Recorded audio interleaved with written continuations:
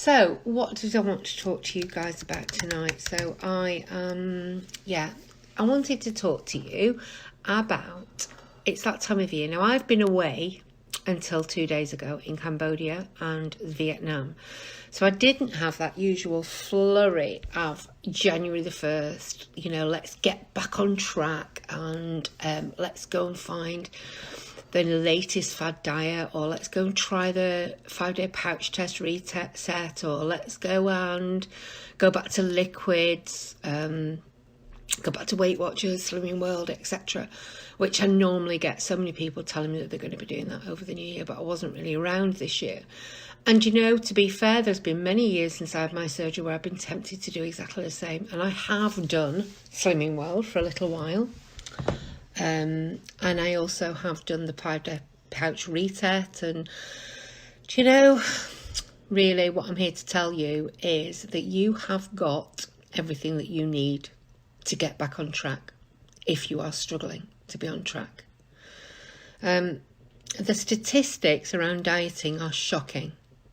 So 95% of people who lose weight with traditional diet and exercise will regain all of their weight they lost within 1 year. The average woman loses and regains her own body weight 10 times in her lifetime. I mean, that one really, really rocked me when I found that one out. And the average amount of time a diet is stuck to is 19 days only. Completely stuck to. And then what tends to happen is when the people roll up, well, it did with me, certainly, I come off the diet and eat everything and more than I would have done in that 19 days because I'm going back on the diet the week later. So I'm going to just get my fix. And 85% of people who are members of diet clubs like Slimming World and Weight Watchers are people that have been there before. So they're just returning people. That tells me that they are just literally losing the same weight over and over again. And I know that. I could work out how many pounds I lost with diets. God, more than 10 times my body weight, but I never ever kept them off. And every single year I was getting fatter and fatter. So, why don't they work? Well, the effect on yo-yo dieting on your metabolism is shocking. It can mean that you have to eat 600 calories a day less to maintain your body weight than someone who is the same body weight as you but has never dieted, because you're wrecking your metabolism.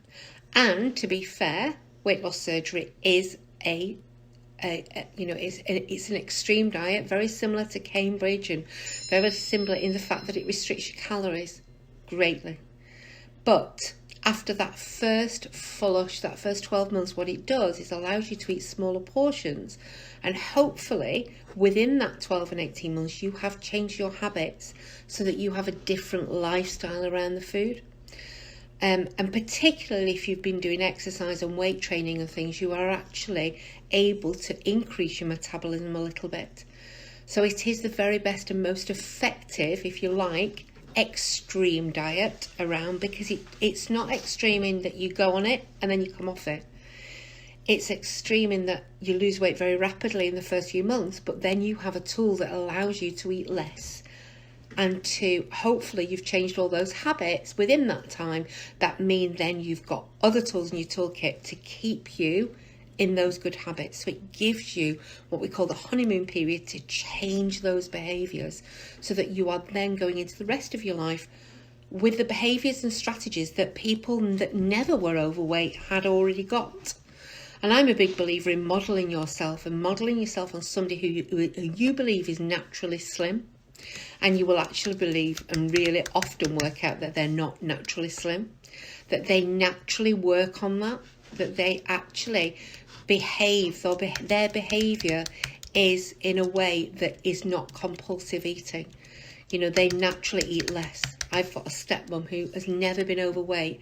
She eats same portion sizes as I do now I've had my sleeve. She can't eat big sizes. She doesn't pick between meals. She exercises, just walks the dog, but she walks twice a day, a long way. She's 70. She's never had a weight problem. I've always admired her. But actually, she acts like somebody who's never had a weight problem. You know, she just does the things that we're supposed to do. So, yeah. So I think that, you know, that effect of the dieting, yo-yo dieting, can be reversed to a certain extent with weight loss surgery. But you're always going to have lesser metabolism than somebody who has never dieted. So it makes it much harder to keep the weight off. That's just a statistical fact. It also has an effect on your self-esteem that can be really severely detrimental. The feelings of failure and self-loathing can actually cause serious mental health problems. And also ingrained limiting beliefs. And what do I mean by that? I mean that you come to believe that you're never going to be able to do it. I don't know. Let me know if you felt like that. I'm never going to be able to lose this weight. I am the only one that's not going to work for. I am not going to be able to do it. And the thing is, you're right in a way, because the statistics at the beginning of this live told me that 95% of people don't. So you're not a failure. You know, you don't need to self-loathe yourself. You're amongst a lot of the other people on this planet. Yeah? But the thing is that you feel that you have failed. And that feeling of failure and that feeling of thinking you're never ever going to be able to do it stays with you. And it becomes what we call a belief system. And your belief system will drive your behaviour. So if you really believe something's true, you will behave in the way that makes that true. And this is the basis of self-sabotage. That if you believe that you're never going to make it, you're never going to make it.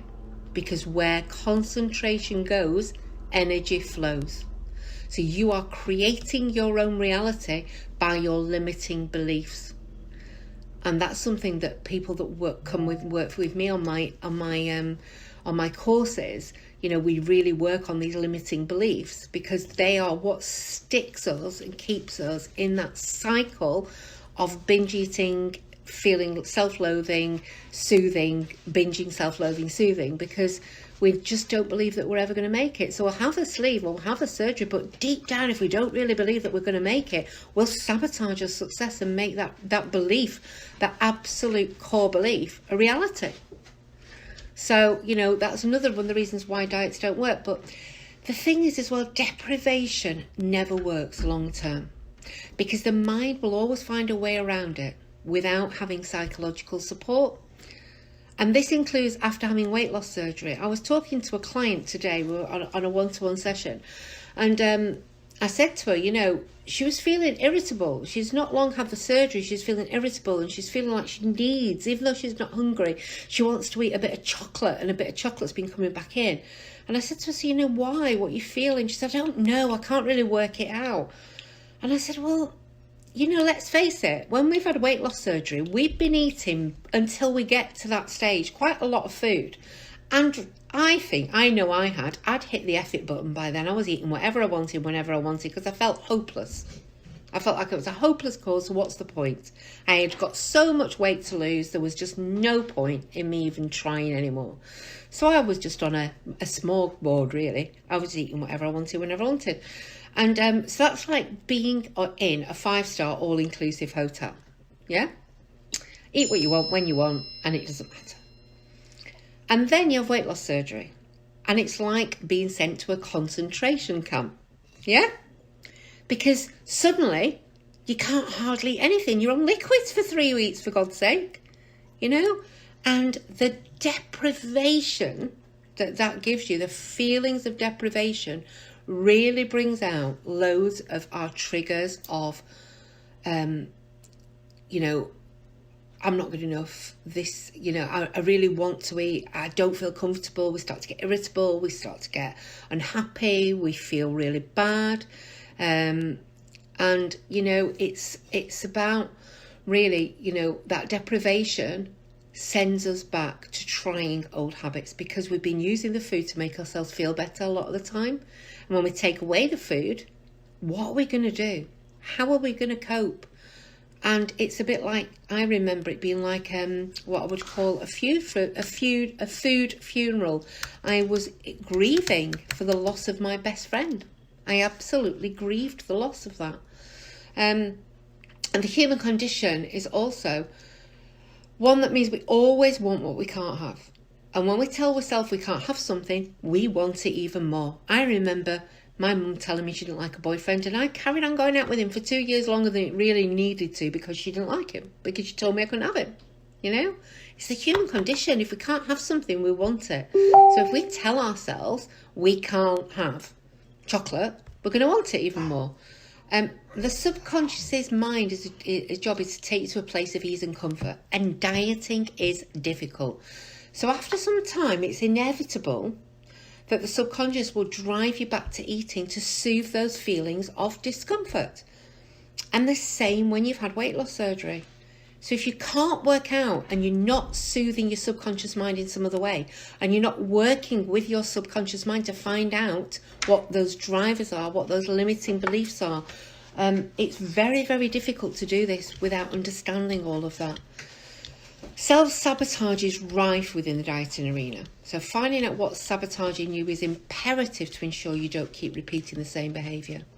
And that self-sabotage can come up in lots and lots of different ways.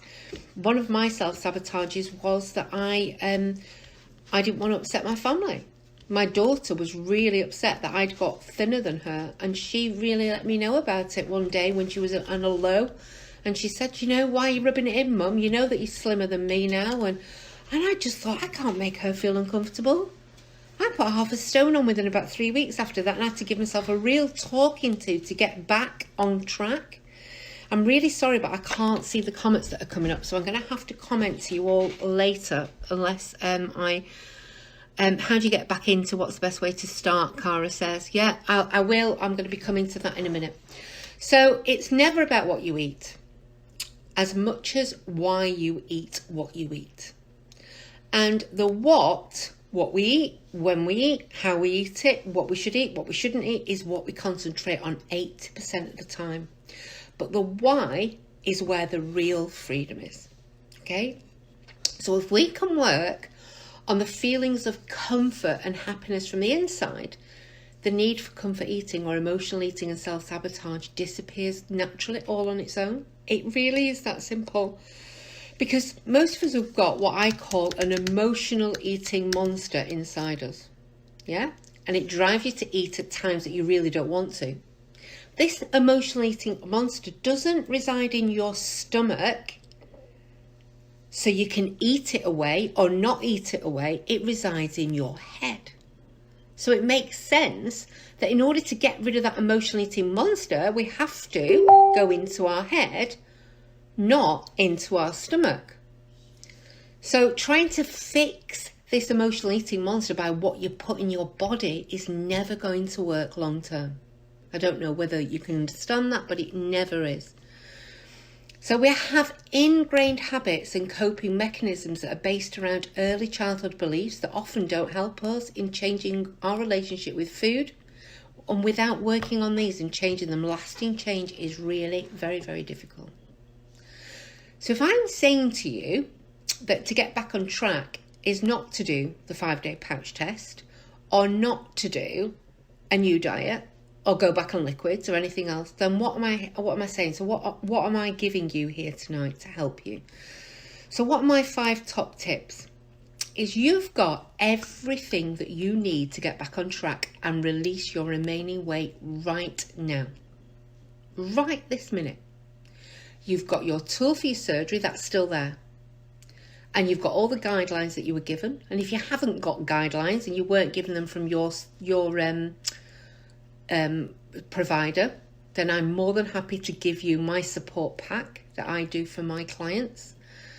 And how many of you at this moment can say hand on heart that you've been sticking to the guidelines and you've stalled, or you've put weight on for a long period of time? You've stalled, so more than a month, and you've been sticking to the guidelines.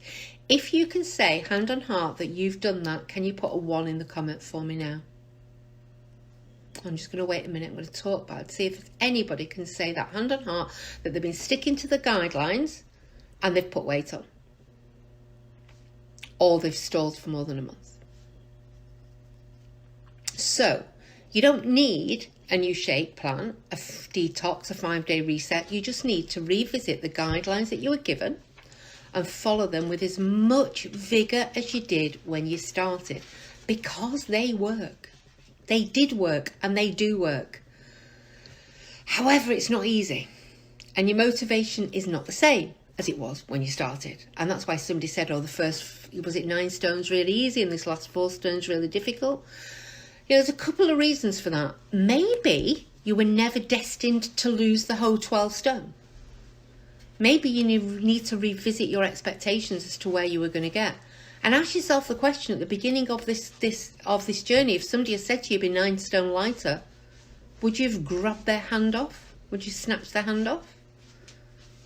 So we're not all destined to be a BMI of 25. Not all of us are going to get there. There are many reasons for that. There are hormone imbalances, there's medication, there's weight loss, fluid retention, there's age, there's menopause, there's all sorts of things, like the fact the yo-yo diet and our metabolism has left. We're not all necessarily going to be to lose all of our weight, but so it's about thinking about whether that is you're saying you're still size obese, class 3 and size 18. So yeah, so maybe have a chat with me, Kelly, after. We can have a talk about what is the best way to go about this, because talking to somebody one-to-one on these lives is a little bit more difficult, but we can look at this. So please reach out to me on a private message, and we'll hook up and have a call or something. I'll try and get you back on track and see how I can help. But it's not easy to get back on track and to look at those guidelines, because your motivation's not the same. And if you could take 1 to 3 of those guidelines and commit to sticking to them for 1 month, in that time you will have reset your habits and replaced them with more positive ones. And the problem is that we tend to be all or nothing thinkers. So it's like we're all of the guidelines or none of them. And to get back on track, we've got to do it absolutely perfectly, or we'll procrastinate forever and not bother at all. And in that procrastination time where we don't bother at all, then, to be fair, that is when we're doing the most damage. So what you need to do is to think about taking 3 of the guidelines. Now, some of my favourite are not eating anything within 3 hours. Because snacking and grazing are the biggest downfall, along with sugar, that I think a weight loss surgery patient can do. So setting a timer on your phone, and there is a timer called 3-hour timer. You can set a timer on your phone that goes off every 3 hours, and you don't eat anything in between, and that includes milky coffees. Bit of milk in your tea, fine, but nothing in between those 3 hours. And feeling what that makes you feel, how uncomfortable it does, because you will realise then how much emotional eating you're doing when you're grazing. And we give ourselves the excuse, oh, I've got to get my protein, I need to eat a bit more, I haven't eaten very much at the meal. Well, that's the whole point in having the weight loss surgery, so you don't eat very much at the meal. So if you're stalling, or you're struggling to lose the weight, or you've regained, the first one I would suggest is going back to eating no less than 3 hours. Drinking your water, so important to flush the fat out. You need water to flush the fat away. And if you're not, your body's going to hold on to that fat much more. So we suggest, eight glasses of water a day. Now, it doesn't have to be plain water. It can be no added sugar squash. You can you can have tea. Coffee is a diuretic a bit too much, so I would say no more than 2 of those. I would say at least 6 of those glasses. Excuse me, I'm really suffering from jet lag. At least 6 of those glasses of water should be either plain water or no added sugar squash. Increasing your protein, so making sure you get protein first with every meal. Every time we eat, protein first. Even if we decide we're going to eat some chocolate, we have some protein before. Because what you're doing is you're balancing out the carbs and the sugar with the protein. If you've ever heard about GI, glycemic index or glycemic load, that all works around balancing out the load of the carbohydrates with the protein and what you eat in your food. Somebody just put here, can you snack on carrots? Yes, you can. But have something protein as well. So carrots and hummus is a perfect snack, because carrots are going to give us our vitamins. They're really good for us. They're quite high in sugar, but they're still a vegetable. But have some protein with it. So some hummus or some Greek strain yogurt or some low-fat cream cheese or something that's protein with it to balance that out. But not in between the 3 hours. So you have your breakfast, 3 hours later you have your lunch, 3 hours later you have your afternoon snack, 3 hours later you have your evening meal. And if you have to, you could have maybe a milky drink or something before you go to bed, but nothing in between those 3 hours. So if you just do that, so you could, you know, sorry, I've got some notes on my screen and my screen keeps going into freeze mode. So the next one is reducing the sugar. I'm not an advocate for taking it all away unless you absolutely know that you are addicted to sugar, which some people are, and then I think you've got no choice but to cut it out completely. It's like an alcoholic trying to just have a couple of glasses of wine a day. It doesn't work. But if you're not addicted to sugar, completely addicted to sugar, then reducing your sugar drastically is a really important thing, because that's the stuff that creeps up on us. One bit of a chocolate, then it's 2, then it's 3, then it's every night. Yeah? And finding out what your trigger foods are. So if it's not chocolate, it might be crisps. Reducing them or eliminating them. Eliminate the sugar or the crisps for a month. See how you feel. No eating after 7 o'clock at night. That's a big one for me, because the majority of people do their emotional eating and eat the rubbish food after 7 o'clock at night. That seems to be, whenever I speak to my coaching clients, that's their biggest time. Or if it's not, if it's at work, because there's loads of snacks around and people are bringing chocolate, so right, I'm not eating at work. Apart from my 3 hours, I'm not eating in between. No eating in trigger places. So you know where your trigger place is. Mine's on the sofa. I sit down in the evening, put the TV on, snuggle up with the dog, snuggle up with the hubby, and that is when I want to eat chocolate and things. It's like there's an emotional connection, or there is an environmental connection between the sofa, the TV, and treats. It's like I'm treating and rewarding myself for the end of the day. I've got to the end of the day and I've got to reward myself.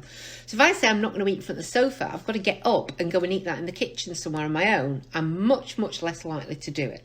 Yeah. So those are just some of the things that you can think of. Choosing 1, 2, maximum of 3 of those things, or some of the others from the guidelines, that you can say, right, for a month, I'm just going to concentrate on getting this done under my belt, because this isn't a quick fix. This is a long-term lifetime lifestyle change. And if I can't make those long-term changes, the quick fixes are just going to be another yo-yo diet, and they're just going to wreck my metabolism even more. So look at those guidelines, choose between 1 and 3. Be realistic, don't overcommit, but choose between 1 and 3 of the guidelines that you were given either by your surgeon or by me if you've come to New Leaf, or you're doing the coaching, and stick to those for a month and see how you feel. Almost write yourself a little diary of your feelings and your emotions and what you're feeling around it, because I can tell you it will bring a lot of shit up. It really, really will. You'll get a real insight into where your emotional eating is coming from. Because the emotional eating monster that resides within me, and probably you, that drove me to eat in secret, in the car, sneak food, is always there trying to sabotage my efforts. It's not because it wants to derail me, but because it was a comfort. It was a place for me where I could de-stress and have time just for me. And it always felt good for a few seconds when I was eating the food, because it was like taking tight shoes off. Yes, oh yeah, I deserve this. It's a reward. It's great. But that few seconds is all that it needs to keep that monster alive. And like I said earlier, that emotional eating monster resides within my head. It's not in here. It's that chatter that goes on. You know you need it. You know, go on, just one won't be enough. Go on, go on, go on. It's a bit like that program, is it? Father said, go on, go on, go on. Have a drink. Go on, go on. It's the same thing. And it tells you, just have one, and then you start, or sod it, and then you hit the effort button and have the whole packet. Or, oh, well, I've done it today. It's Thursday. I'll wait till Monday. And the damage you can do for that 4 days in between.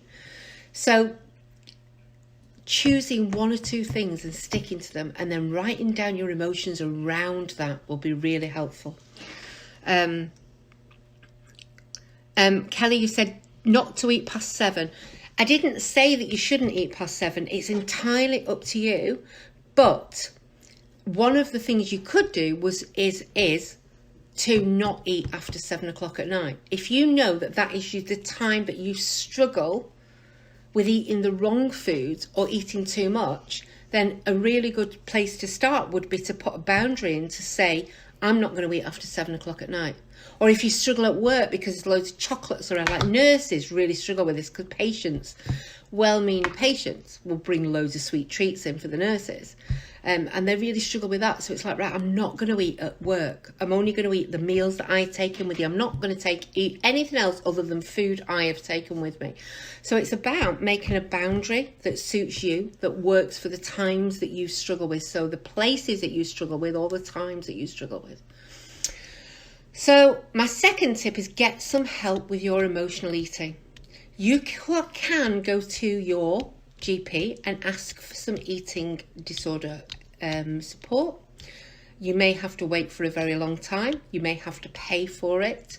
You may get it free. It depends. It depends on where you live. It's a postcode lottery. Usually you'll get maybe 4 sessions of it or something. If you're going to do that, make sure that person is absolutely qualified and works on emotional eating and self-sabotage. So they are a CBT expert, so they work around eating behaviours, or a coach that works with eating behaviours. I do that, as you know, but I'm not saying you have to come to me. I mean, of course I'm the best, because I'm a weight loss surgery patient as well, so I know where you're coming from. But, you know, there are many other avenues you can get help with this. But if you don't work on your mindset and find out what your emotional eating triggers are and where they come from, you are unlikely to be long-term successful. So what do I mean by that? Right, okay. So successful for a bariatric patient is after 5 years, you have lost 50% of your excess body weight, which is the difference between where you were when you started and a BMI of 25. If you have lost 50% of that weight, so if you needed to lose 10 stone and you've lost 5 stone, then you have, and you've kept it off for 5 years, you are deemed a statistical success for bariatric surgery. It never promises that we'll lose it all. That was never promised to anybody. 50% after 5 years is a success. But there are a lot of people that have at 5 years between 80 and 100%. I'm one of those. I'm 7.5, 8 years, and I know that a lot of that is down to the work I've done in my mindset, without a doubt. And if you look at your mindset, you are very much more likely to be one of those people that are between 80 and 100% rather than 50% or maybe even less. So traditional diets work on awareness. So we all need to be aware we've got a problem. I'm overweight. I don't feel good about myself. I've got a problem. Then they say, right, okay, if you transform that problem and lose the weight, then you'll be able to accept where you are and you'll be able to accept your place. So it's like, when I'm a size 10, my whole life will be amazing. When I'm a size 12, I'll be able to go horse riding. When I'm a size 14, I'll be able to... When? Always in the future. What are you doing in between? You're not living your life. You're living your life for a certain time in the future. That's never going to make you happy. Never. Because you're always looking for the next place to go. You're not enjoying the journey. And the whole point is that this life is a journey. It's not a destination. Because really, the only destination we are absolutely promised is death. So if we're looking for that destination, then we're actually setting ourselves up for a very miserable life. And what we'll find is what we thought would be the case when we got to that size 12 or that size 14 actually isn't. You don't feel amazing. You don't feel the same because you've not worked on what's going on inside that led you to eat in the first place. So I work quite differently. I work on awareness. You need to be aware that there's a problem. Absolutely, because until you're aware of it, you can't do anything about it. But then I work on getting you to accept yourself first. Because when you can accept yourself for exactly as you are, you can only ever improve that and make it better. And the transformation then comes with it. So finding a way of accepting yourself exactly as you are, you're enough right now. Not when you get to a certain weight, but right this minute. When you accept that you can transform, it's the wrong way round. And that's why it rarely works. So when you accept and you have to transform, you can only accept yourself when you've got to a certain place. It's the wrong way around, and that's why it rarely works. Because the emotional eating monster is working on all those feelings of not being good enough or lack of. It loves that. I'm not good enough yet. So if you feel good enough and you accept what you have and where you are as being part of the life's process, then the monster's got nothing to feed off. Because you're going, you know what? I'm okay now. I'm all right where I am. It's fine. I'm on a journey. I'm absolutely fine with where I am right now. But when you're going, I'm really not happy until I'm a size 12, life's on hold. I'm really not happy. Then the monster's got something because you're not happy. And you're feeling agitated and you're feeling depressed and you're feeling fed up. And then it's going to go, yeah, I know how to deal with this. Let's get that emotional eating going because that always makes you feel good. And it does for a little while. But then you feel worse and you're back on that roller coaster all the time. Okay. My third tip, get the excitement back. Why did you do this in the first place? What did you want to achieve? Write a list of your life goals and your non-scale victories to motivate you. Write where you will be and what you'll be doing in 5 years' time if you do this and don't do this. Now, those are 3 exercises I've just given you for free that I give my coaching clients. We look at what's going to motivate you. So where are you going to be in 5 years' time? What are you going to be doing? How are you going to be feeling if you don't get a handle on this and your weight goes back up or gets even worse? But how are you going to be feeling if you do? And what are you going to be doing? What are you going to be wearing? Who are you going to be with? What job are you going to have? That is going to really motivate you. So you need to try to do things to get the excitement back. Tip number 4, take control. So you and only you are the creator of your own life. I'm going to say that again. You and only you are the creator of your own life. What will this allow you to achieve in other areas of your life? How is it going to change your life for the better if you get a handle on this and do this? And how is it going to change your life if you decide that it's somebody else, it's somebody else's fault? So you can make this happen or not. Only you, nobody else. We're all dealt different life events, illnesses, families that are a pain in the arse, jobs, bosses that are a pain in the arse. But when we blame them, we are making excuses. If you want it, you have to do it. And what you're doing is giving them the power to derail your life. My boss is an arsehole, so I'm going to eat chocolate. That means that your boss has won. Your boss has got you. If he don't like you, he's got you in a place where you don't want to be. You're giving your energy away to these excuses. It is only you that can do this, nobody else. You can work with me and I will help you and I'll give you loads of tools, but I can't make you do it. I can't. It's like the definition of taking a horse to water, but I can't make you drink. Only you can change it. And accountability absolutely is the key. And you need somebody who's going to give you no bullshit accountability. So asking a friend to be accountable rarely works, because what they will do is they'll go, yeah, I know you've had a tough day, it's hard, isn't it? No, oh yeah, go and have that chocolate, you'll feel better. If you've got a coach like me and you say, I'll go, no, No. Is that going to get you to your goals? Is that going to get you where you want to be? No, absolutely not. You are not going to get permission off me to do that. If you do it, that's entirely up to you. But if you're going to want me to give you permission, I'm not going to be the girl. I'm not your girl that's going to do that for you. And, you know, you need that accountability. And you need to ask yourself, how much do I want this?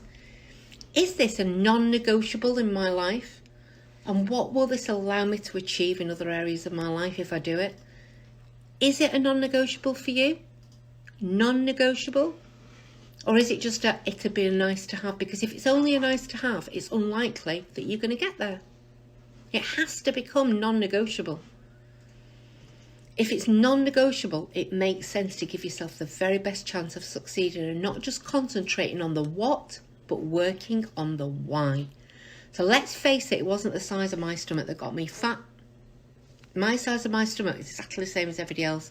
It was what I was putting in it, and ultimately why I was driven in a compulsive fashion to eat, binge eat, secret eat, and that rolling cycle of diet, eat, shame, remorse, soothed by eating. That compulsive head story that I needed to be free from. That was real, true success for me. Not the size of what I was, but that head, switching that bloody head thing off. And the last one is to work out your self-sabotage, because if you don't know why you are sabotaging your success, and many of us are, it's really difficult to get over that. It really, really is. So working on your sabotage and how you are sabotaging yourself is a really big freedom, because what tends to happen is what we are fearful of, we will create. And I know that sounds ridiculous. So for example, if we are fearful of regain, oh my God, I've gained half a stone, I'm going to gain it all back, I'm really frightened, I'm really scared. That fear will then put anxiety into us. That anxiety will then drive us to eat more. And then what we're doing is we are sabotaging our success, because what we're doing is creating exact reality that we were trying to avoid in the first place. So it's about working on that and working out what those self-sabotages are. I have people that self-sabotage because they don't want their husbands to feel uncomfortable if they get slim. They're scared that it'll ruin their relationship. So they'll lose a bit of weight because they know that that's what they want for themselves. But then they put it all back on because it gets uncomfortable. Their partner might start even sometimes, getting too amorous, and they don't want that. Or the partner might start getting jealous and start trying to control them, so to make the partner feel better, they put the weight back on. And it's this constant roller coaster, but we need to work out what it is so that we can do something about it. So that's my top 5 tips. I don't know whether you've noticed, but only one of those at the beginning was about food. Only one. About looking at the guidelines and choosing 1 to 3 things that you can change over a 28-day period. All of the rest were about the mindset, because I absolutely believe that mindset is absolutely what makes the difference between being long-term successful and not.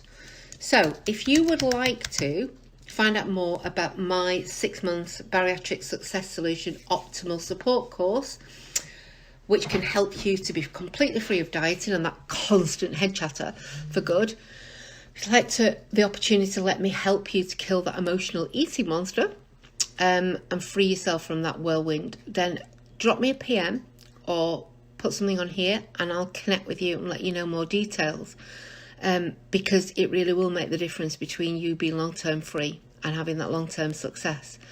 If you want to have a chat with me about anything, by all means send me a PM. If you want those guidelines that I talked about, send me a private message, and if you give me your email address, I can send them to you. Anything I can try to do to help, let me know. I'm here for you. You don't have to be a New Leaf client. You can be a client from anywhere to join my courses. So thank you so much for those of you that have been watching tonight. It's lovely to be back, and I will see you next week for another episode of Bariatric Mindset TV. Take care. Have a good evening. I will be looking back over the comments and commenting on them. So so if you drop me a comment, thank you. Let me know what you think if you enjoy these. It's really great to know, because sometimes it's a bit like being a bit of a Billy Nosemates and you're sat here. I want to make sure that I'm giving you what you guys need. If there's anything that you want me to talk about that I'm not doing, again, drop me a message, let me know. I want to make these sessions about what you guys need and try and help you as much as I can. Okay, lovely to speak to you. Take care. Lots of love. Bye.